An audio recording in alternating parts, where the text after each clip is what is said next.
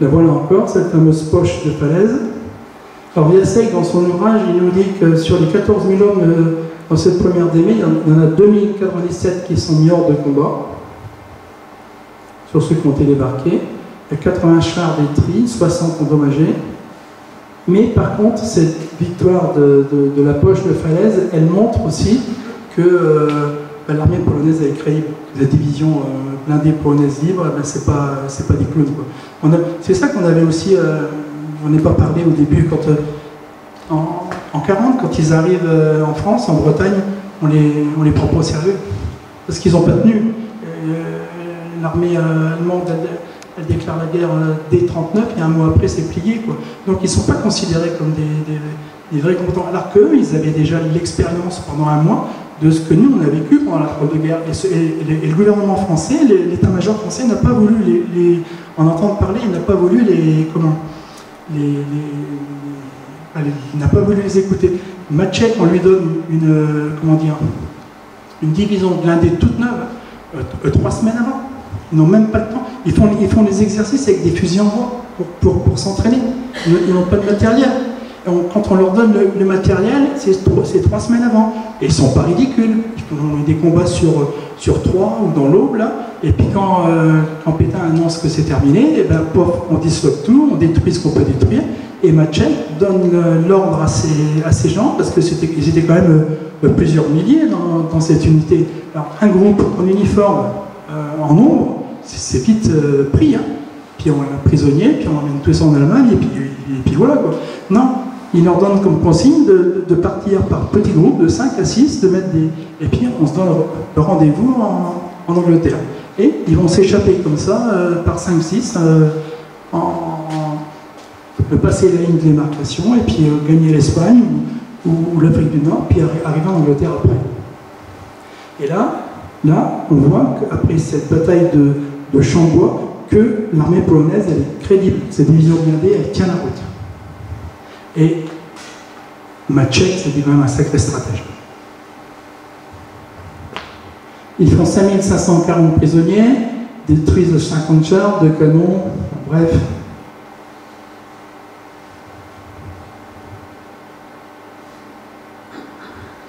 Voilà. Alors là, Jean Novak, qu'est-ce qu'il fait au sein de cette unité? Jean Novak, il est chauffeur ce qu'on appelle un Universal Carrier. C'est un engin chenillé, qui est un engin qui transporte des hommes, ou du matériel, ou des munitions, ou de la troupe. Et comme en général, il est voilà, chauffeur d'un Universal, là il est aussi au volant de son véhicule, il a validé tous ses permis, et c'est en général, à droite, hein, il y a quelqu'un qui se tient avec un fusil mitrailleur de marque Bren. Donc ces Universal Carrier, c'est-à-dire ces cars, ces voitures universelles, hein, qui servent à des tours, bon, ils vont être appelés des Bren Carrier, c'est-à-dire les voitures avec une mitrailleuse Bren.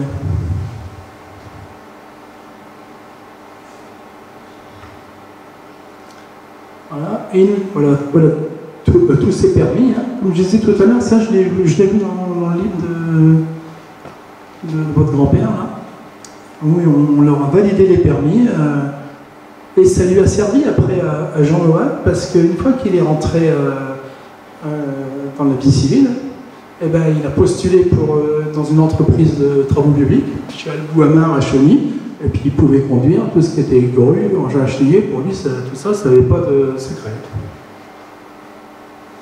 Le voilà encore, et au dos de ce cliché, il écrit « Chenillette, j'ai fait la guerre avec un consort, du débarquement jusqu'à la fin de la guerre, mais j'ai perdu 3 chenillettes en cours de route. » C'est-à-dire qu'il a dû changer 3 fois de véhicule.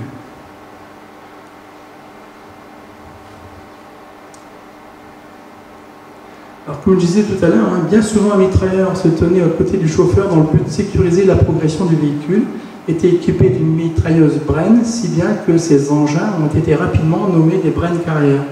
En gros, au début de la division, ce sont les chars qui partent, Après, il y a l'infanterie qui est derrière les chars. Et il y a ces braines carrières qui sont entre l'infanterie, qui font les navettes entre les chars et l'infanterie pour apporter du matériel, des munitions. Et lui, il fait partie. Alors, c'est peut-être pour ça aussi qu'il a été plus ou moins. Comment dire, il n'a pas été. Si, il a été exposé quand même, mais il était quand même un peu moins. Pas vrai. Il était en première ligne quand même, mais il était quand même pas vraiment permis. Il était entre le. Voilà la fameuse Brenne. Et. Comment? Quand je suis allé faire la conférence à Chauny, il y avait la société académique, il y avait des anciens d'Algérie qui étaient là, et ils me disaient que les brennes, il y avait en Algérie, il y avait des félabas qui avaient récupéré des brennes et eux se faisaient tirer dessus par ce genre de mitrailleuse. Et cette année, j'ai eu la chance d'aller avec une classe au musée sur les plages du Berquement, et on est allé à Pegasus Bridge, là-haut, au pont de Bénouville, hein, et dans le musée de Pegasus Bridge, il y a ce qu'on appelle un Universal Carrière. Donc il n'y en a plus que deux au monde. Il y en a un ici, à Pegasus Bridge, et puis il y en a un autre en Nouvelle-Zélande. Et le petit garçon que vous voyez là, c'est Sacha Bordereau, c'est l'arrière-petit-fils de Jean Novak. Donc j'ai demandé au directeur du musée, est-ce qu'on peut mettre Sacha? J'ai raconté l'histoire, puis j'ai fait la clé USB avec tout ça. Et du coup, on a fait une photo de Sacha qui se trouve au volant d'un Universal Carrière.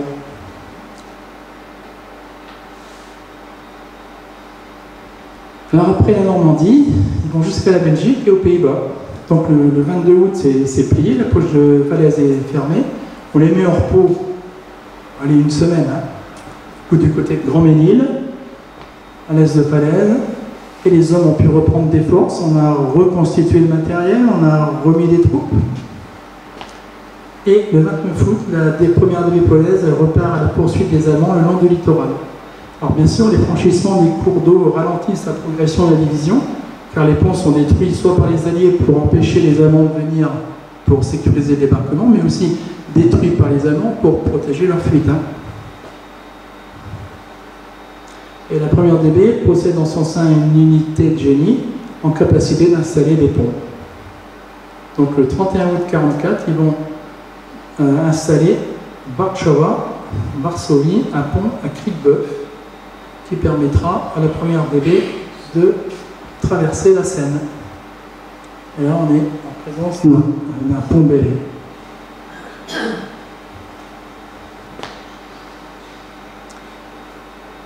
De là, elle pourra partir libérer Blangy-sur-Brenne, Abbeville, Saint-Omer, puis la Belgique et les Pays-Bas.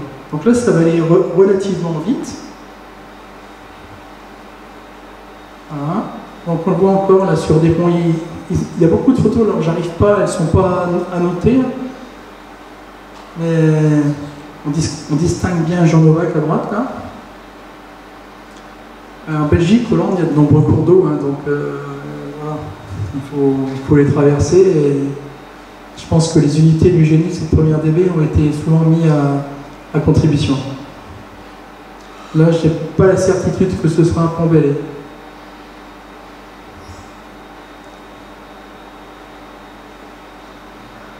Voilà.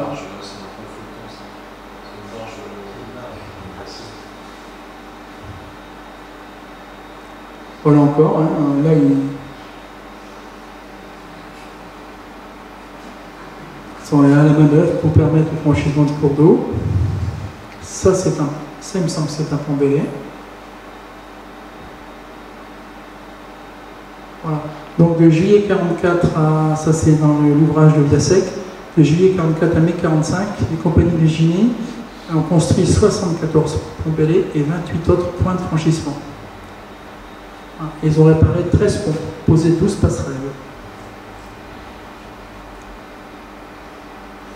Alors voilà le trajet qu'ils empruntent. Il y a le trajet qui vient chez nous, qui part de Compiègne, Noyon, Chauny, Saint-Quentin. Eux, ils sont plus sur le littoral. Les Canadiens et les Polonais. Ils départent du 29 août Grand-Ménil, 31 août, ils franchissent la Seine, Blangy-sur-Braye est libéré le 1er septembre, Abbeville le 3 septembre, Saint-Omer le 2 jours après, Ypres en Belgique le 6.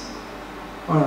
Donc ça va relativement vite pour aller en Belgique. Et puis il faut dire aussi que les Allemands se rendent compte que ça sent pas bon et ils veulent repartir chez eux le plus rapidement possible pour défendre leur territoire à eux, quoi.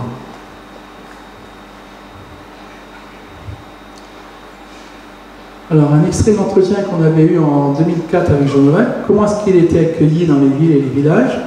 Alors, il n'y avait pas de règles bien établies, nous avait dit. Hein. Tantôt on était bien accueillis, tantôt moins bien. Et puis, comme le dit le titre de l'ouvrage de mon grand-père, là, toujours en avant, donc on ne leur demandait pas d'arrêter. Hein. Voilà. Difficile de prendre compte de cet aspect car son unité devait toujours aller de l'avant. Et les populations étaient un peu méfiantes. Elles échangeaient peu avec ces Polonais sous uniforme britannique qui parlaient français. Alors, pour les Français, c'est un peu compliqué. C'est quoi ces mecs? Ils sont habillés comme les Anglais, ils sont polonais, puis ils parlent français. C'était complètement différent en Hollande. Hein, parce que Piasek, lui, il évoque des témoignages différents. En France, une population en délire accueille chaleureusement les libérateurs. Moi, Jean Novak, quand on lui a demandé, il n'a pas eu cet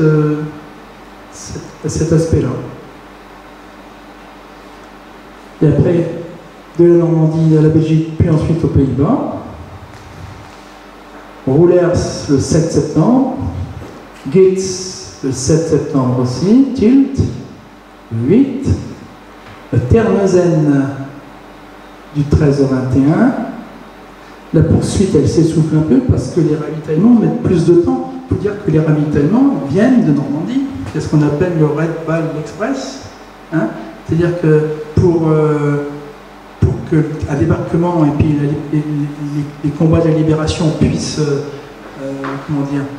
réussir, il faut qu'il y ait un afflux constant d'hommes et de matériel et de munitions pour alimenter les troupes. Et pour ça, si ça vient d'Angleterre, il faut des ports qui puissent être en capacité d'accueillir les marchandises.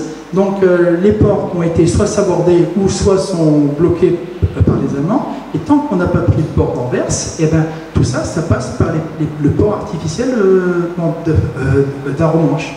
Et puis de Cherbourg qui a été récupéré. Mais la Normandie, pour aller jusqu'en Belgique et en Hollande, il y a quand même un sacré bout de chemin, quoi. Donc ça met du temps à arriver. Voilà. Et puis, je dis, les ravitaillements mettent plus de temps. La Belgique et les Pays-Bas offrent plus de combats de rue que d'affrontements en vaste campagne, donc la progression est plus lente.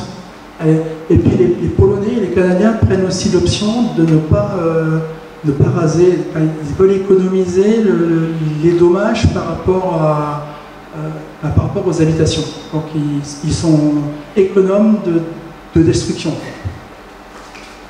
C'est pour ça que c'est un peu plus compliqué pour se rendre maître des lieux. Voilà.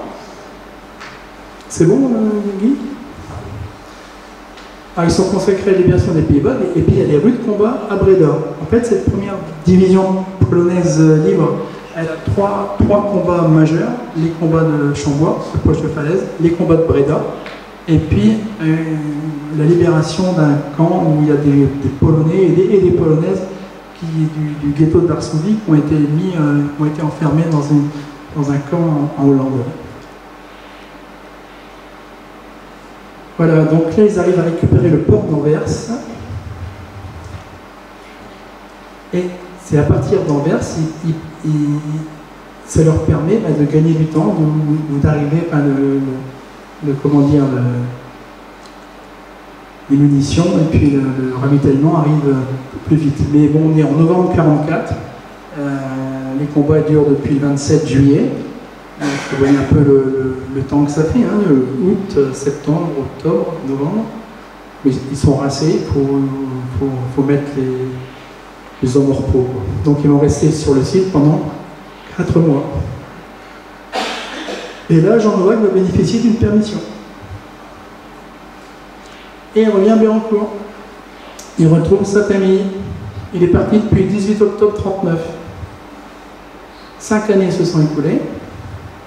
Ses parents le pensaient disparu. Ça faisait penser un peu au film avec Fernandel quand il revient dans son village et puis qu'il y a son nom sur le monument mort. Ça aurait pu être son cas. Quand il arrive dans chez lui, il ne reconnaîtra pas sa sœur. En effet, il avait quitté enfant, elle est ado. Là, il est devant le château de Blérancourt. Il pose devant l'entrée du château. Nous, ça fait pas longtemps qu'il retrouve ses copains. Et puis on est novembre 12 novembre, ça fait pas longtemps. Ça fait quoi, 2 mois que la libération a eu lieu. Et puis beaucoup de gens se rassemblent dans la maison familiale. On le questionne sur son périple. C'est l'attraction quand même. Et la guerre, cependant, n'est pas terminée. Eux, pour eux, c'est terminé. La libération, ils sont... Bon, après, ce sont des civils. Et lui, il faut qu'il reparte. Et elle va se terminer d'avril à mai 45 jusque Wilhelmshaven. Wilhelmshaven, c'est tout en haut, là, au nord de l'Allemagne. C'est un port où son unité va recevoir la reddition de... Ils vont libérer des camps de prisonniers. Là, ils sont un peu plus inquiets parce qu'ils savent que c'est plié, que ça va se terminer, mais ils ne veulent pas être les derniers à mourir. Ils en ont tellement vu que, bon, ils font attention, et puis l'ennemi reste mordant jusqu'au bout parce que, voilà, Wilhelmshaven est un port fortifié sur la mer du Nord qui abrite près de 200 navires. Et les Canadiens et les Polonais recevront la reddition sans condition de la base. Le 5 mai 1945. On fait une pause. On fait une pause. Donc là, la guerre arrive à son terme. On est au 5 mai 1945. Il reçoit la reddition du port de Wilhelmshaven. Et puis après, ils vont rester en occupation. Dans cette région-là, ils vont rester pendant 2 ans en occupation dans la région. Et c'est pendant cette période, c'est certainement cette période qui est propice à la réalisation de nombreuses photographies. Et d'autant que Jean Novak, alors ça, je ne sais pas si je l'ai lu dans le livre de Joachim ou si je l'ai lu dans celui-là, il n'avait pas le droit de posséder les appareils photo. Donc il a un document qui lui permet, je ne l'ai pas scanné, mais j'irai revoir sa fille et qui me le donnera, où il a un document qui atteste qu'il est propriétaire d'un appareil photo qu'il a acheté 130 marques. Donc il a dû l'acheter en Allemagne. Voilà.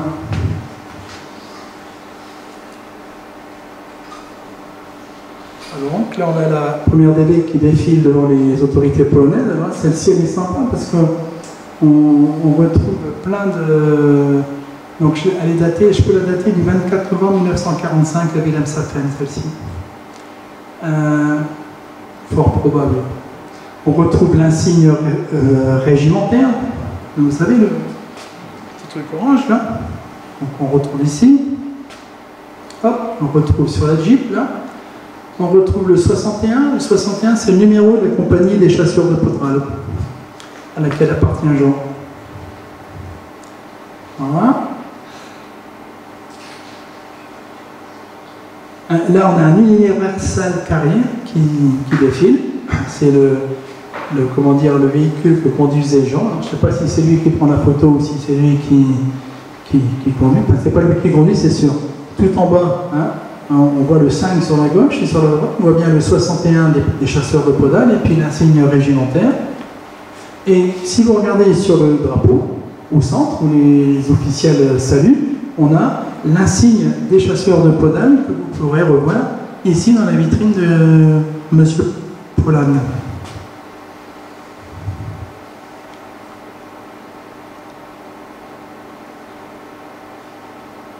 Voilà, alors Jean Novak, il nous indique qu'il était chauffeur d'Universal Carrier, mais pas que, à mon avis, il devait savoir tout conduire. Voilà, ici il est devant un camion Maurice. Voilà. Et devant de nombreux autres véhicules, ici il est devant une Chevrolet C84 qui est destinée aux transmissions. C'est marrant parce que quand j'ai fait mon service militaire, on avait encore des trucs, enfin c'était pas les mêmes genres, mais c'était à peu près la même configuration, les véhicules qui étaient les sémiotransmissions. Et là, il est assis sur le marchepied d'un véhicule Chevrolet encore.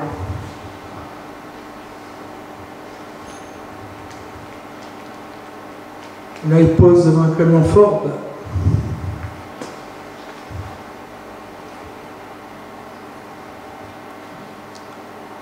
Là, devant un Bedford. Alors, pareil, il a fallu que je me renseigne. Hein, j'ai trouvé un petit livret avec tous les, comment dire, les véhicules d'armée canadienne. Et puis, je retrouvais à peu près les... Voilà. La fameuse Jeep Police. Pareil, on retrouve bien l'insigne régimentaire et puis le 61. Et là, sur la tourelle d'un char.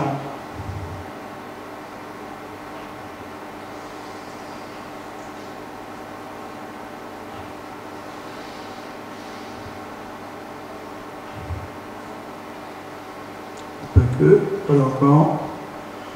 Unité aussi, mécanicien, on voit, pour assurer la maintenance, hein, le moment où il n'y a pas de combat, ou même des fois, même quand il y a des combats ou quand il n'y en a pas, des fois ça tombe en panne.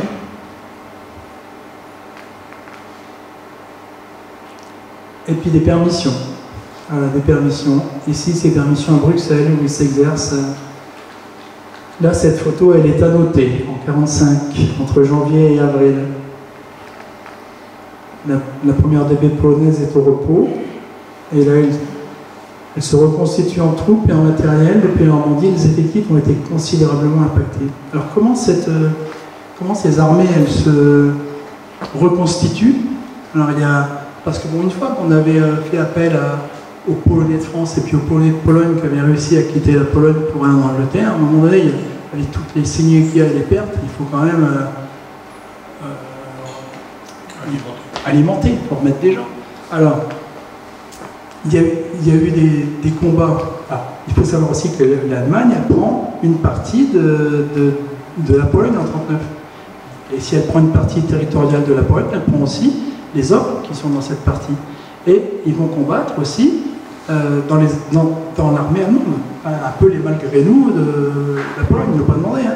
Et cette première DB polonaise elle va être aussi alimentée par des Polonais qui ont été sous l'uniforme allemand, qui ont été pris en Afrique du Nord avec l'armée de Romaine. Et puis voilà, on leur dit bah, écoutez, soit vous êtes prisonniers, et puis voilà, ou soit vous continuez la lutte, mais vous changez d'uniforme. Donc la station dans les Pays-Bas, Bruxelles n'est pas loin pour une permission. Voilà, là le voilà encore. Voilà, donc là c'est un Noël. Bon, ils n'ont pas emballé quand même de fêter Noël.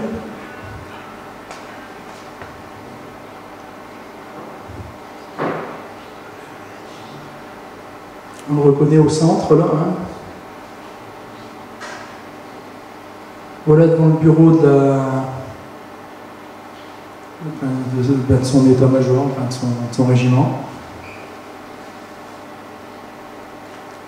Alors, il a côtoyé les plus grands, Jean-Jacques. Commencé par Leclerc.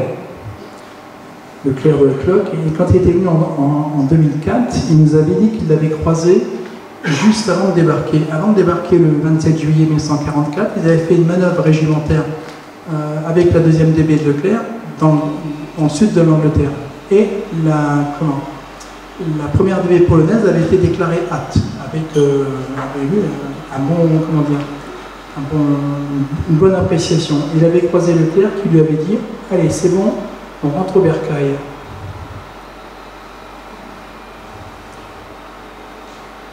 Dans le Yorkshire, du 21 au 25 juin.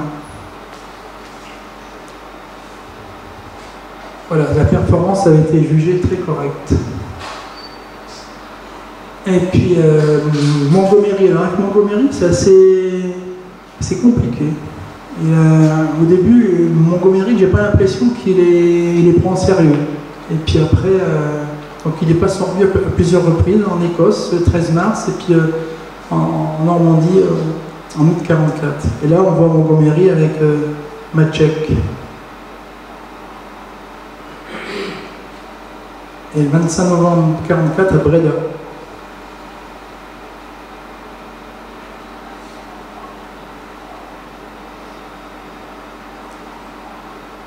Et toujours à Breda, on leur dit qu'il y a un officier américain qui va venir, on donne un nom bidon, on ne sait pas qui c'est. C'était justement pour pas que les Allemands sachent que c'était Eisenhower qui allait venir. Donc Eisenhower vient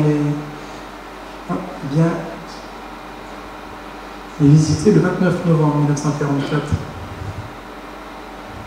Et Maciek. Alors lui, celui-là, c'est un personnage important. Moi, je dis que Maciek, c'est pas le général de Gaulle polonais, mais c'est une figure entre le général de Gaulle et le Philippe Leclerc. C'est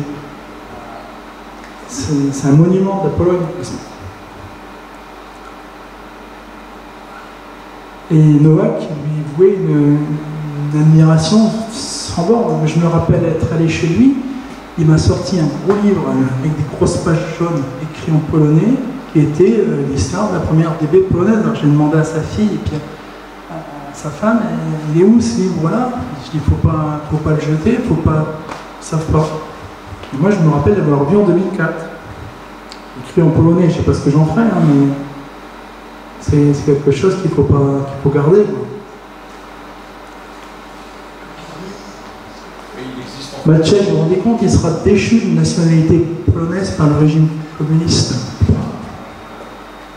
Et comme bon nombre de ses compatriotes, il reviendra vivre à Édimbourg, parce que la Pologne est sous le joug des communistes après la Deuxième Guerre mondiale. Eux, ils veulent rentrer chez eux.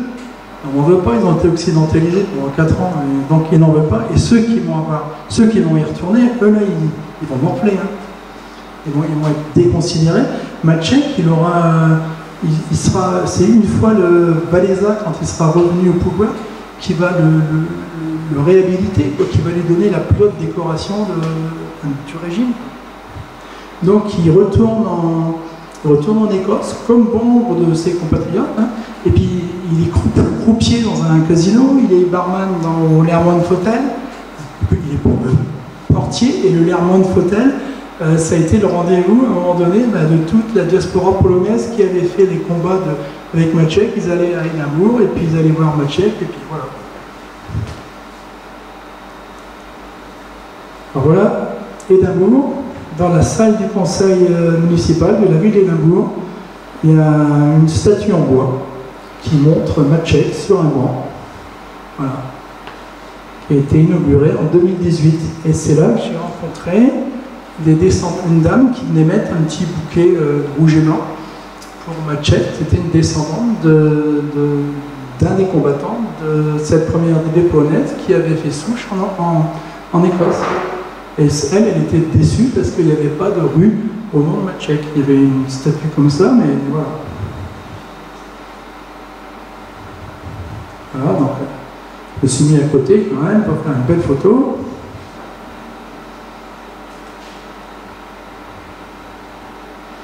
Ici, c'est à Montormel, mémorial de Montormel. Donc Maciek, il terminera sa vie à Édimbourg, il vivra très vieux. Il va s'éteindre en 1994 à l'âge de 102 ans et il demandera à être inhumé à Breda, dans le cimetière militaire de Breda, avec ses compagnons d'armes. Voilà. Et c'est en 1989 que le gouvernement polonais lui présentera des excuses et il recevra la plus haute distinction polonaise en 1994, l'ordre de l'Aigle Blanc. Et il aura un moment aussi de remis. Il rencontrera le pape, je ne sais plus où, c'est dans un livre de Viasek. Et quand Jean-Paul II le voit, il dit: ah, Maciek, un monument de notre histoire, ou un bloc de notre histoire. Il avait comme général de Gaulle, il avait une fille handicapée aussi, Maciek.